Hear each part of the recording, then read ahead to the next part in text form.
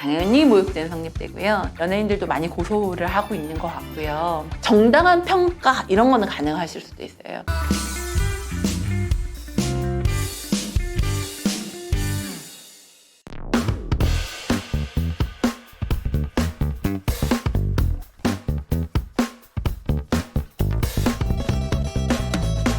이거는 요즘 이제 뭐 SNS 이런 거 너무 발달해 있으니까요. 굉장히 자주 일어나는 분쟁 중에 하나입니다. 당연히 모욕죄는 성립되고요. 인터넷상에서 SNS에 실명을 안 까고 뭐 댓글을 달거나 하시면 흔히 말하는 사이버 불링 이런 거 하시면 괜찮을 거라 생각하는데 그렇지 않습니다. 우리나라의 기술은 엄청나게 발달해 있고요. 해외 서버를 두고 있어도 개인들 특정 가능합니다. SNS 인땡 뭐 별 뭐 이런데 다 되고요. 지금 이제 특정이 되시기 때문에 SNS에서 누구를 데리고 뭐 이렇게 캡처하면 돌려가면서 누구를 대놓고 비난하시는 행위는 사실은 범죄가 된다 이렇게 생각하셔야 되고, 우리나라가 이런 거에 관련해서 구분하는 거는 크게 세 가지죠. 하나는 모욕죄, 하나는 사실적시 명예훼손, 하나는 허위사실 명예훼손이고요.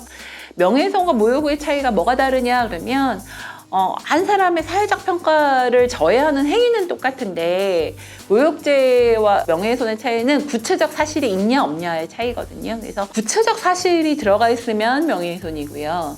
사실이 없이 그냥 비난과 욕설 이런 것만 있으면 모욕죄 이렇게 구분을 하고, 사실적시와 허위사실적시는 그냥 말 그대로죠. 거짓말인 사실이 들어가서 사회적 평가를 저해시키면 허위사실적시의 명예훼손, 사실대로의 내용이 적시되면 사실적시 명예훼손인데, 여기서 약간 재밌는 거는 가해자가 객관적으로는 허위사실이지만 가해자가 진실이라고 믿고 적시를 하면 허위사실적시로 처벌이 되기도 합니다. 이렇게 세 가지로 나눌 수는 있고요. 댓글은 사회적으로 특히 유명 연예인들 사건에서 굉장히 많이 있죠. 그래서 뉴스 같은데 댓글에 연예인 이름 같은 거 이렇게 하면서 뭐 욕설, 뭐 어땠다더라, 뭐 이렇지 않냐, 저 사람 어떻다 이런 내용들을 쭉 다시는 거, 예전엔 이런 거 가지고 고소를 하는 게 적당하지 않다고 생각을 했던 시절도 있지만 사실 최근에 연예인들이 이런 욕설 때문에 상처를 받거나 되게 안 좋은 일들을 겪기 시작하면서 좀 연예인들도 많이 고소를 하고 있는 것 같고요.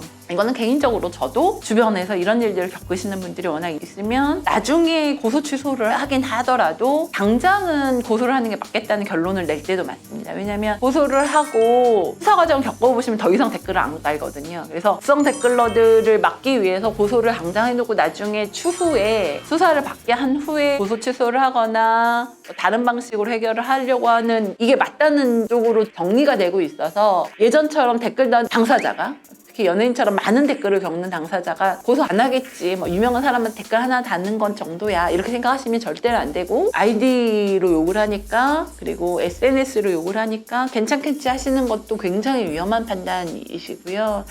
그러니까 물론 이런 거 정당한 평가 이런 거는 가능하실 수도 있어요. 내가 이 사람이 이래서 안 좋아해 정도는 말할 수 있죠. 말을 하지 말라는 것하고 그 정도를 넘어선 악성 댓글은 누구나 좀 구분을 하시겠다. 이 정도 말을 하면 이 댓글 어떻게 구분하냐 이렇게 물어보시는데 구분할 수 있어요. 앞에다 그 사람을 실제로 놓고, 그러니까 인터넷을 쑥 지우고 당사자를 앞에다 놓고 저 사람이 기분 나쁘지만 내가 이 정도까지 말할 수 있어 하면은 범죄가 안 되실 것 같고요.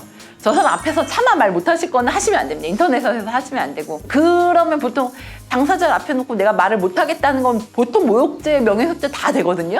예, 그래서 그런 느낌으로 구분을 해보시면, 그래서 내가 이 사람이 인터넷 뒤에 실제 사람이 있다 이걸 생각을 한번 해보시고 댓글을 달 때도 내가 이 사람 앞에다 직접 면상이 되고 말을 못할 정도의 내용이라면 댓글을 안 하시는 게 서로를 위해서 안전하고 더 좋은 거죠.